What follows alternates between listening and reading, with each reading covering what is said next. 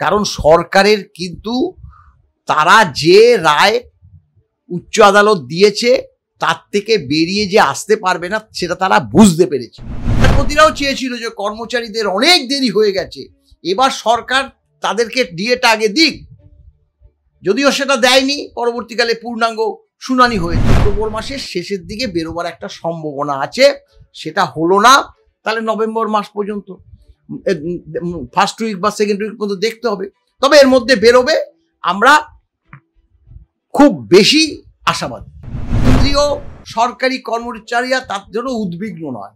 কারণ হচ্ছে ওই যে 1/1/26 বেতন বাড়বে এবং 1/7/26 থেকে তাদের আবার নয়া ডিএ শুরু হবে। এই সরকার অর্থাৎ তৃণমূল সরকার, যেটা 4 বছর পরে, মানে ডিউরেশন শেষ হয়ে যাওয়ার 4 বছর পরে 1/1/20 থেকে শুধুমাত্র বেতনটা বৃদ্ধি করেছিল, এই যে ষষ্ঠ বেতন কমিশনের কোনো ডিএ ছাড়া। এবার এই ডিএ মামলা একেবারে শেষ প্রান্তে এসে দাঁড়িয়ে রয়েছে। এখনো রায় ঘোষণা বাকি। সবার পক্ষ থেকে রিটেন নোট অফ সাবমিশন জমা হয়ে গেছে। ঠিক আর কতদিনের রায় ঘোষণা হবে আপনার কি মনে হচ্ছে, বা এই রায় কতটা আপনাদের পক্ষে যাবে? দেখুন, ব্যাপারটা হলো এটা নিয়ে আমরা বারংবার ভিডিও দিয়েছি। যে কোনো পোস্ট করলেই, অন্য ডিএ সংক্রান্ত ব্যতীত পোস্ট করলেই কর্মচারী সমাজ সেখানে লিখে দিচ্ছে মলয়দা কবে ডিএর অর্ডারটা বেরোবে, আমাদের এই যে রায়টা কি আমাদের পক্ষে যাবে কিনা, বিভিন্ন প্রশ্ন কর্মচারী সমাজ আমাদের করছে, সবসময় করছে। বিশেষ করে যারা অবসর নিয়েছে তারা তো উদ্বিগ্ন হয়ে রয়েছে, এর মধ্যে কোনো কিন্তু নেই। দেখুন, আমাদের যে মামলাটা শেষ হয়েছে, বহু প্রতীক্ষিত মামলা, সেটা শেষ হয়েছে 8ই সেপ্টেম্বর। তারপরে বিচারপতিদ্বয় সুপ্রিম কোর্টের, তারা সরকারকে যদি কিছু বলার থাকে 2 সপ্তাহ সময় দিয়েছিল, আমাদেরকে 1 সপ্তাহ সময় দিয়েছিল।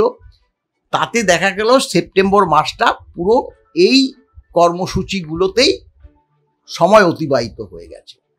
বিগত দিনে হাইকোর্ট বলুন বা ট্রাইব্যুনাল বলুন, তাতেও কিন্তু শুনানি শেষ হয়ে যাওয়ার পর রায়টাকে রিজার্ভ রাখা হয়েছিল। সেটাতেও আমরা দেখেছি 1 মাস 7 দিন, 1 মাস 5 দিন এর মধ্যে রায়টা বেরিয়েছিল।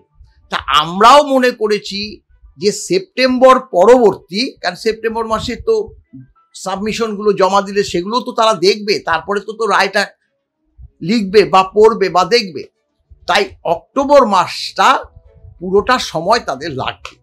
এখন অক্টোবর মাসটা ফার্স্ট উইকটা এই দুর্গাপুজো, বিজয়া, দীপাবলির জন্য বন্ধ ছিল।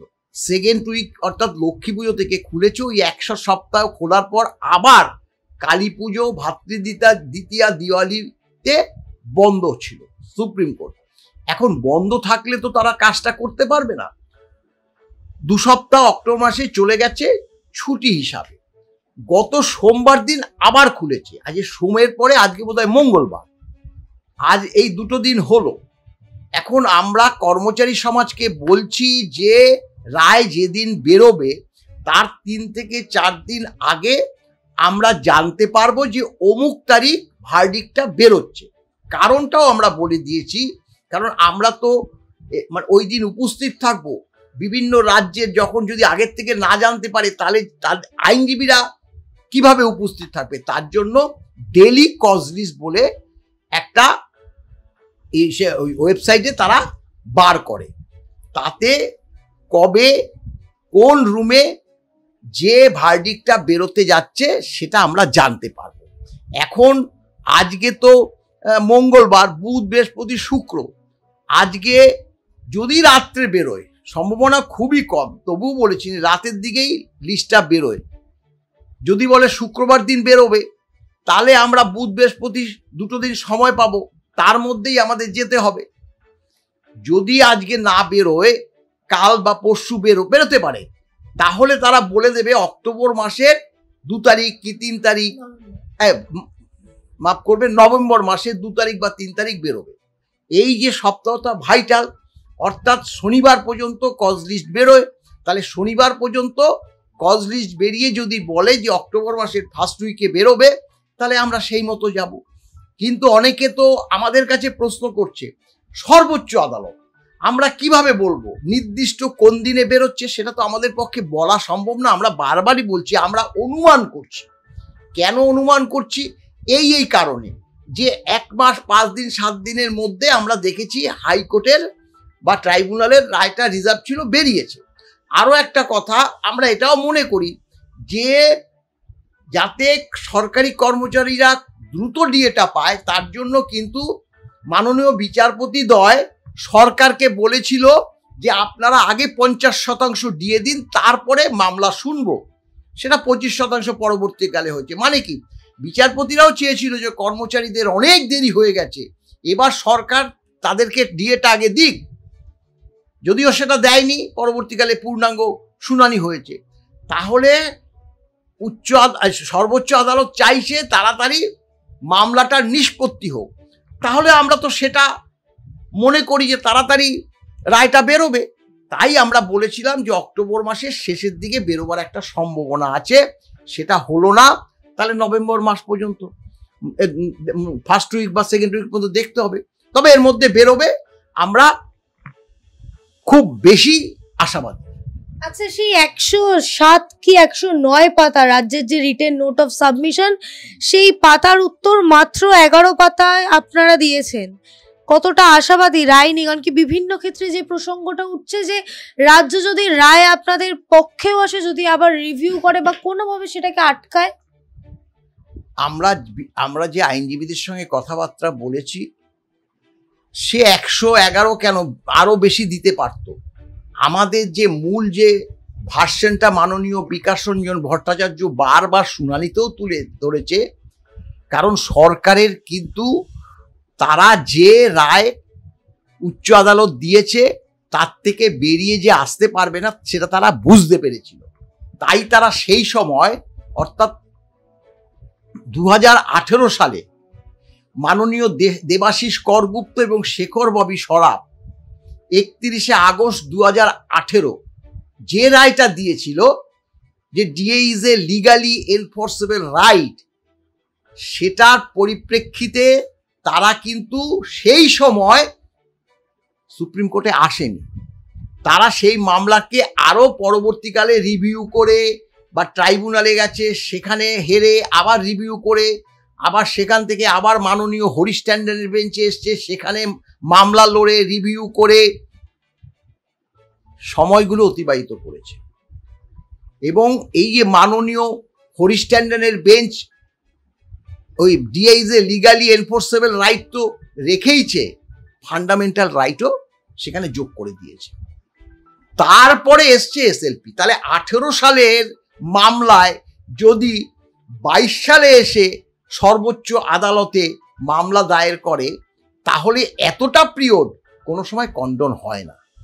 কতগুলো নীতি এসে যে নিম্ন আদালত থেকে উচ্চ আদালতে গেলে 1 মাস সময়ের মধ্যে দর্জ করতে হবে, আবার উচ্চ আদালতের থেকে সর্বোচ্চ আদালতে গেলে 3 মাস সময় চায়। 3 মাসের জায়গায় 4 মাস, 5 মাস, 6 মাস হলেও এই ডিলেটা কন্ডন করে অনেক সময়। কিন্তু তার জন্য 18, 19, 20, 21, 22 5 বছর কন্ডন হয় না। সেটা কিন্তু প্রশ্নটা সুপ্রিম কোর্টের প্রথমেই যে মামলাটা যেদিন উঠেছিল সেই দিনই প্রশ্ন করেছিল যে আপনারা কেন ওই সময়, অর্থাৎ 18 সালে এসএলপি করলেন না। তার কোনো উত্তর দিতে পারেনি। আজ এবার সেটাও বারবার উঠেছে। সেই বক্তব্যটাকেই গুরুত্ব বেশি দিয়েছে, আর তো কিছু বলা নেই। আর যেগুলো বলেছে সেগুলো হচ্ছে, ওর মধ্যে ট্রাইব্যুনাল 2বার রায় দিয়েছে কর্মচারীদের পক্ষে, উচ্চ আদালত 4বার রায় পেয়েছে কর্মচারীরা। তাহলে এর পরে আমাদের আর কি আবদার থাকতে পারে? আর কি আইনি ব্যবস্থাপনার মাধ্যমে আপনাদেরকে কিছু জানাতে পারি? সেই ঔদ্ধত্য আমাদের নেই, আপনারা বিচার। এই বলেছে। স্যার, একেবারে শেষ প্রশ্ন, অষ্টম বেতন কমিশনের যে রিপোর্ট, কেন্দ্রীয় সরকার যে অষ্টম বেতন কমিশন, তার যে রিপোর্ট ইতিমধ্যেই হয়েছে, বৈঠক হয়েছে, আপনাদের প্রেক্ষিতে আপনাদের যে বেতন সেটা কতটা বৃদ্ধি হতে পারে বলে আপনার মনে হচ্ছে? ব্যাপারটা বুঝতে হবে প্রথমে, যেটা হচ্ছে সরকারি কর্মচারীদের 10 বছর অন্তর অন্তর বেতনটা সংশোধন হয়। এই বেতনটা সংশোধন যখন হবে, যে বেতনটা ছিল তার থেকে পরবর্তী পর্যায়ে কত টাকা বেতন বৃদ্ধি হবে, ভাতাগুলো কিভাবে দেওয়া হবে, এই ভাতাগুলো কতটা বাড়বে, সেটা নির্দিষ্ট করে সরকার। কিন্তু সরকার নিজে থেকে সেটা করতে পারে না। সরকার কি করে, বেতন কমিশন গঠন করে, একজন প্রাক্তন বিচারপতিকে মাথায় বসিয়ে বা সভাপতিত্বে বা চেয়ারম্যান করে এবং তার সঙ্গে আরো 4-5 জন মেম্বার যোগে বেতন কমিশন গঠন করে। গত বছর 7ম বেতন কমিশনের ঠিক সেম জিনিস হয়েছিল। সে সময় 14 সালের মার্চ মাসে মাননীয় এক্স যে বিচারপতি এ কে মাথুরের নেতৃত্বে 7ম বেতন কমিশন হয়েছিল কেন্দ্রীয় সরকারের। সেটা কার্যকর হয়েছিল 1/1/2016 থেকে। সেটা এসে শেষ হয়েছে একদম 1/1/26 আগের দিন, অর্থাৎ 31/12/2025 শেষ হয়ে গেছে। সম্প্রতি 3% দিয়ে দেওয়ার পরে সেটা এসে দাঁড়িয়েছে 55 আর 3 58%।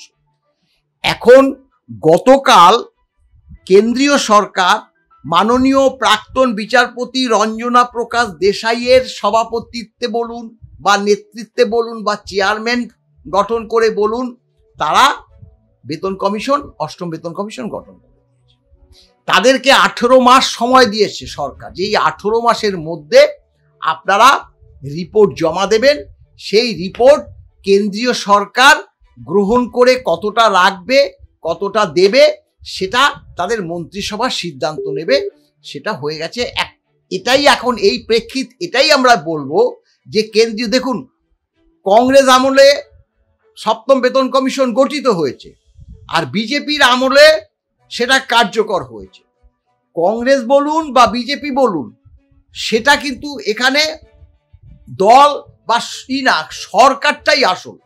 কংগ্রেস সরকার বেতন কমিশনের চেয়ারম্যান গঠন করে বেতন কমিশন গঠন করেছিল, বিজেপি সরকার এসে সেটা ইমপ্লিমেন্ট করেছিল। এবার বিজেপি সরকারই গঠন করেছে 8ম বেতন কমিশন, তাতে 18 মাস সময় দিয়েছে। 18 জায়গায় যদি 24 মাসও সময় লাগে, কেন্দ্রীয় সরকারি কর্মচারীরা তার জন্য উদ্বিগ্ন নয়। কারণ হচ্ছে ওই যে 1/1/26 বেতন বাড়বে এবং 1/7/26 থেকে তাদের আবার নয়া ডিএ শুরু হবে, আবার নতুনভাবে ডিএ শুরু হবে। আর আমাদেরটা আপনি দেখুন যে বিগত বাম আমলে 6 মাসের মধ্যে বেতন কমিশন হয়েছিল। 1/4/2008 থেকে বেতন কমিশন লাগু হয়েছিল। 16% ডিএ যোগে 5ম বেতন কমিশন লাগু হয়েছিল। আর এই সরকার অর্থাৎ তৃণমূল সরকার, যেটা 4 বছর পরে, মানে ডিউরেশন শেষ হয়ে যাওয়ার 4 বছর পরে 1/1/20 থেকে শুধুমাত্র বেতনটা বৃদ্ধি করেছিল এই যে 6ষ্ঠ বেতন কমিশনের কোনো ডিএ ছাড়া। তারা 21 সাল থেকে ডিএ দিয়ে 4 কিস্তি মাত্র 18% ডিএ আজকে দিয়েছে এই যে বেতনের সঙ্গে। আর এটাকে লক্ষ্য রাখতে হবে, আজকে আমরা পাচ্ছি 18% ডিএ। কেন্দ্রীয় সরকার আর মানে অন্যান্য রাজ্য সরকারগুলো, তাদের পুরো ডিএর মেয়াদ শেষ হয়ে গেছে 10 বছরের। তাদের টোটাল ডিএ হয়েছে 58%। এবার এই 58% ডিএ পুরনো যে বেতনটা আছে তার সঙ্গে মার্জ হয়ে যাবে।